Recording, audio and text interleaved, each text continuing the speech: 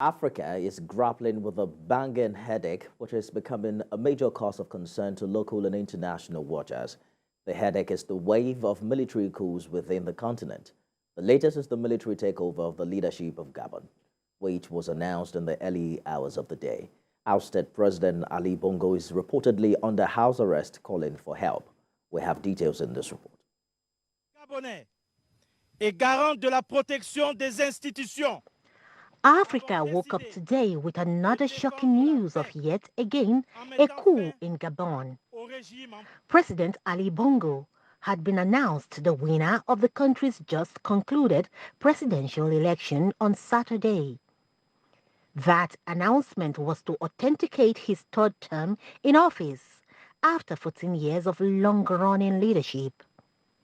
President Ali Bongo had ruled Gabon for 14 years.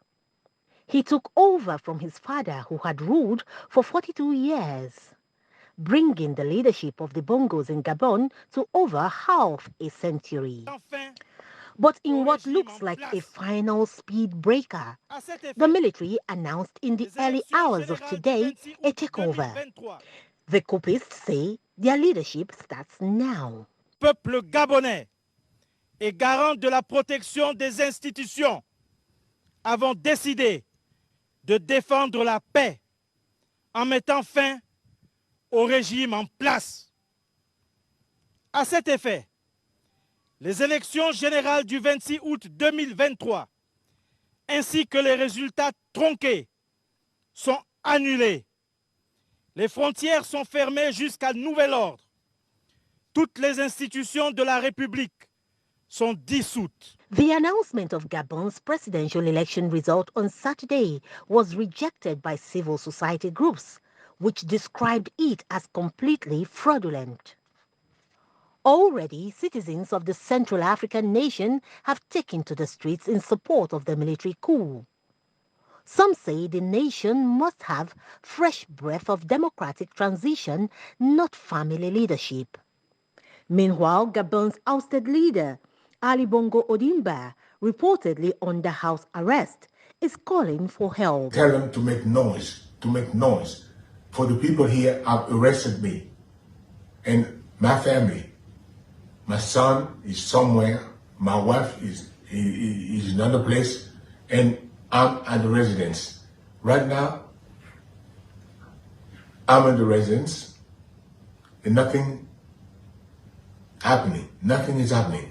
I don't know what's going on. So I'm calling you to make noise, really. Some African nations have in recent times been troubled by coups. Mali witnessed a coup in 2020. The Republic of Chad, Guinea, Sudan also witnessed coups in 2021. Burkina Faso in 2022, and recently. I'm joined now by Global Affairs analyst Collinson Weke for more on this development. Mr. Weke, we're back telling the same story. This is perhaps the second coup in Africa this year. Research says that 45 out of the 54 nations in Africa have had at least a single coup attempt since 1950. This one puts an end to the Bongo family's 53-year hold on power in Gabon. And it's interesting the dimension it's taken. But what do you think makes history repeat itself so often in Africa? Thank you, Nimife, for having me. Well, it is a revolving door, isn't it? This circle, last week or two ago, we were here, you and I, talking about, Niger. Before that, we had talked about both Sudan, Burkina Faso, and the rest of them. So it's a recurring decimal. Now, if there is any one thing to pin it down to, it simply has to do with, the abysmal leadership that is ongoing in Africa.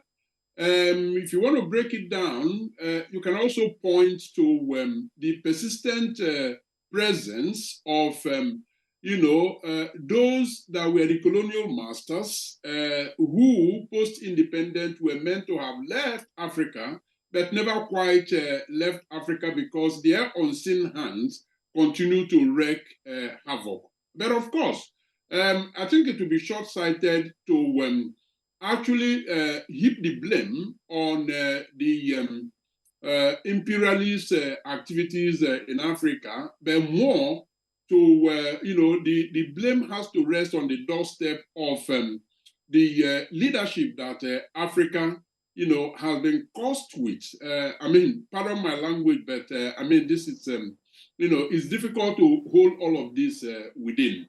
So the leadership has not been purposeful, and that is why we have continued to give the military the excuse, the reason to come to power through subverting the democratic order. There is no other explanation than that, really. Let's talk about your latest article, the one you titled Africa's Justifiable Coups. You seem to have identified with those who went to the street to celebrate in Gabon. Being a war child yourself, the way you've put it. You also slightly questioned Western democracy, which you said was forced on the continent post-colonialism. The issue of questioning the world order is outside the scope of this conversation, but we can easily make a comparison because you witnessed the over 3-decade period of military takeovers in Nigeria, and it's easy to compare that era with the freedoms and economic gains we've been able to achieve in the past 23 years of unbroken democracy. Have military hunters really turned out to be real messiahs that bring the good life and prosperity African people yearn for? No, they haven't. And that is just the straightforward answer to it. We have seen situations where, military officers come in, claiming to be the messiah that have been missing in these African countries, but carry on to be worse than the, civilian government that they took over from. They make promises that they never keep. They trample on people's rights.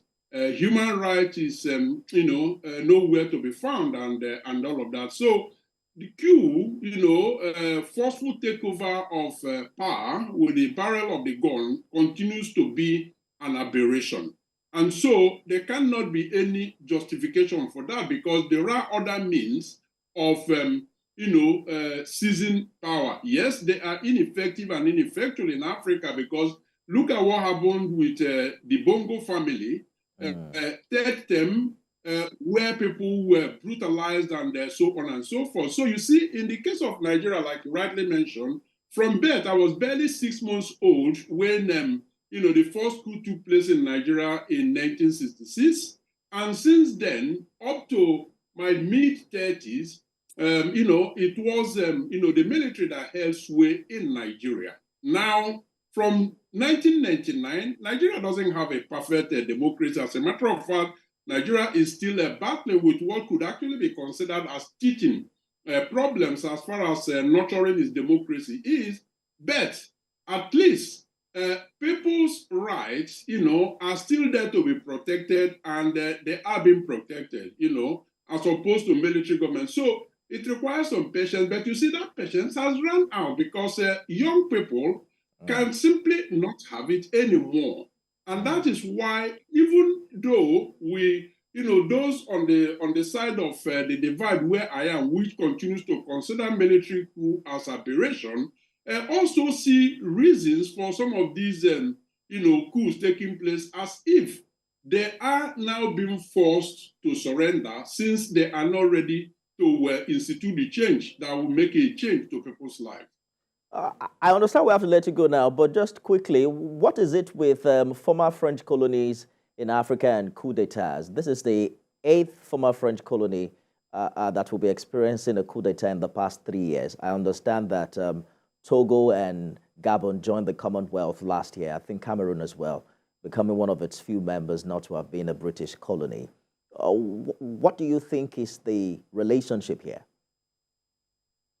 The relationship there is the fact that, when I talk about the unseen hands of the, neo-imperialist, forces, that is exactly what it means because, Britain, when they left Nigeria and other Anglophone African countries that, they presided over pre-independence, some unholy practices actually took place and continue to take place, but not, in the way and manner that France has actually strangulated the economies of this country and also their politics. That, you dare not, act with any semblance of disagreement with France. The next thing you see is that they are planting their own persons, in power, and ensuring that that person is overthrown, that doesn't answer them pretty positively. So you see, they've had it and not anymore. And that is why we're seeing this. And I believe that, France saw this coming because they had commenced what they considered a new regime of Africa policy. But you see, they just didn't get that time to continue to, unfold the content of that Africa policy. It has now come out to the streets and the people are demanding it. And it looks likely that they are going to get what they didn't get voluntarily from France. Interesting days ahead, particularly with the latest development from Gabon. Global Affairs Analyst Collins Nweke, thank you for talking to us. Always a pleasure. Thank you for having me.